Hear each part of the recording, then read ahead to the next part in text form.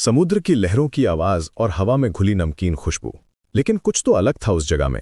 ओडिशा के गोपालपुर के पास समुद्र के किनारे बसा एक पुराना गेस्ट हाउस। जब मैं वहां पहुंचा तो लगा जैसे हवा में एक अजीब सी बेचैनी घुली रहती है।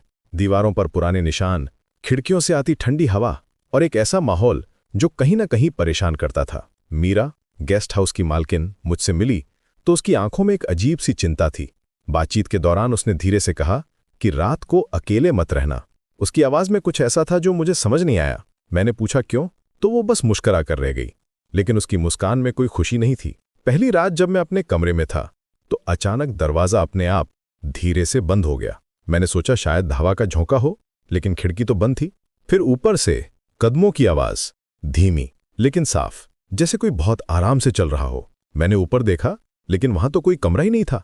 अगली सुबह जब मीरा ने पूछा रात कैसी रही, तो उसकी आवाज में वही चिंता थी। मैंने बताया तो वो चुप हो गई। फिर धीरे से बोली, ये जगह मेरे पापा की थी, वो यहीं काम करते थे। उनकी आंखों में आंसू आ गए। वो यहीं अटक गए हैं। दूसरी रात और भी अजीब थी। मैं नीचे बैठा था जब अचानक एक पुरानी कुर्सी अपने आप हिलने लगी, धीरे धीरे, जैसे कोई उस पर बैठा हो। मेरे दिल की धड़कन तेज हो गई। फिर एक फुसफुसाहट सुनाई दी, मदद चाहिए। आवाज इतनी धीमी थी कि पहले लगा कि मैं सुन रहा हूं। कौन है, मैंने हकलाते हुए पूछा। जवाब में सिर्फ सन्नाटा।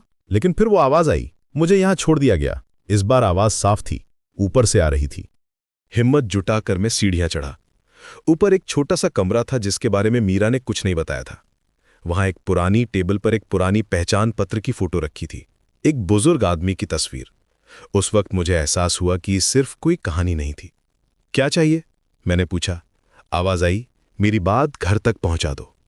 अब मुझे समझ आया, ये मीरा के पापा की आत्मा थी। वो यहां अधूरे काम के साथ रह गए थे। उनका कोई संदेश था जो अपने परिवार तक पहुंचाना चाहते थे।